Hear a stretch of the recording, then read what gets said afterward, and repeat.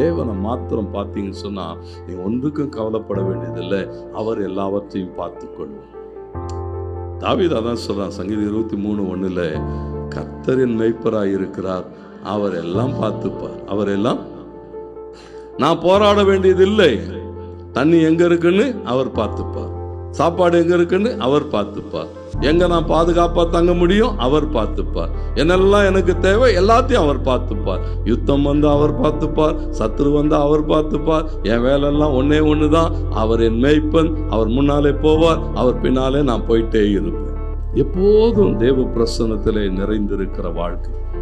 சொல்லுகிறான், கர்த்தர் என் வலது பாரிசத்தில் இருக்கிறபடினால், என் கூடவே இருக்கிறபடினால் நான் என்ன செய்கிறது இல்லை. அப்போ அந்த நிச்சயம் ஏன் சொன்னா, தேவன் நம்ம கூட இருக்கிறார். யோசுவா 1:9 சொல்லுகிறார், சொன்னாரு, நான் உனக்கு சொல்லல, நான் கூட பேசல, உனக்கு கட்டளை இடல, பயப்படாதுன்னு சொன்னனே, கலங்காதன்னு சொன்னனே, திகையாதுன்னு சொன்னனே, நீ எங்க போனாலும் உன் கூட வருவேன்னு சொன்னேனே. ஆண்டவர் அப்படிதான் சொல்கிறார், நீ போகும் இடமெல்லாம் உன் தேவனாகிய கர்த்தர் உன்னோடு கூட. பாருங்க, 2 சாமுவேல் 8:6 வாசிக்கிறோம். வேதம் சொல்லுகிறது, யுத்தங்களுக்கு நடுவிலே, போராட்டங்களுக்கு நடுவிலே தாவீது போன எவ்விடத்திலும் கர்த்தர் அவனை காப்பாற்றினார் என்று எழுதப்படும். ஏன்னா தாவீதை ஏன் காப்பாற்றினாராம்? அவரை நம்பிட்டான். ஆண்டவரே, எனக்கு உம்மை விட்டா வேற யாரும் இல்லை, எனக்கு உம்மை விட்டா போன எவ்விடத்திலும் ஆண்டவருக்கு மகிமுண்டாட்டு. யுத்தங்களுக்கு கூடாய் போனான், குறைவுகளுக்கு கூடாய் போனான், அவமானம் நிந்தைகளுக்கு கூடாய் போனான். எல்லாவற்றுக்கும் நடுவிலே கர்த்தர் அவனை காப்பாற்றினார். அதனால்தான் அவனுக்கு ஒன்று தெரியும். சங்கீதம் 139 7வது வசனத்திலிருந்து சொல்லுகிறான், உமக்கு மறைவாக நான் எங்கேயும் ஓடவே முடியாது. ஏன்னா அவர் கையிலே என்னை ஒப்பு கொடுத்திருக்கிறேன், அவர் என் கூடவே இருக்கிறார். அவருக்கு மறைவா நான் எங்க போக முடியாது.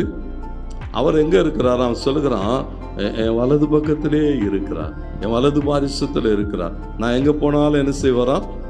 எங்க போனாலும் கூட வருவார். அவருக்கு மறைவா நீங்க என்ன செய்ய முடியாது.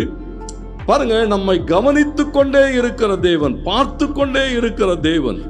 தேவ பிரசன்னத்தை உணர்ந்து கொள்ளணும். சகரியா 4:10 அப்படி சொல்லுகிறது, அற்பமான ஆரம்பத்தின் நாளை யார் அசட்டை பண்ணக்கூடும்? கர்த்தருடைய 7 கண்கள் பூமி எங்கும் சுற்றி பார்க்கிறவைகளாகிய கர்த்தருடைய 7 கண்களும் செருபாபேலின் கையில் இருக்கிற தூக்கு நூலை சந்தோஷமாய் பார்க்கிறது. பாருங்க, கர்த்தருடைய கையிலே பாருங்க, நாம நம்மளுடைய வாழ்வை ஒப்பு கொடுக்கிற போது நம்ம கூடவே இருந்த நம்மை பாதுகாக்கிற தேவன். இங்க எழுதப்பட்டிருக்கிற இந்த வார்த்தை எப்படின்னு சொன்னா, கர்த்தருடைய கண்கள். அந்த கண் என்ன செய்யுமா? 2 நாளாகமம் 16:9 சொல்லுகிறது, தம்மை பற்றிய உத்தம இருதயத்தோடு இருக்கிற ஜனங்களுக்கு தம்முடைய வல்லமையை விளங்க பண்ணும்படி கர்த்தருடைய கண்கள். பாருங்களேன், நீங்க தேவனை நம்பிட்டா உங்களுக்கு நம்முடைய வாழ்வில் அவருடைய வல்லமையை காண்பிக்கும்படி அவருடைய கண் என்ன செய்யுமா? நம்ம பார்த்து கொண்டே இருக்கும். இந்த புதிய மாதத்தில் அவர் அப்படித்தான் வாக்கு கொடுத்திருக்கிறார்.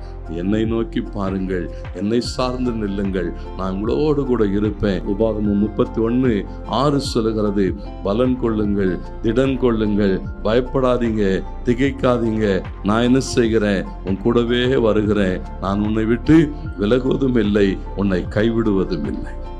ஒவ்வொரு நாளும் விசுவாசிங்க, இந்த மாதம் முழுவதும் கர்த்தர் நம்மோடு கூட இருப்பார், கர்த்தர் நம்மை நடத்துவார், நம் தேவைகள் எல்லாம் சந்திப்பார்.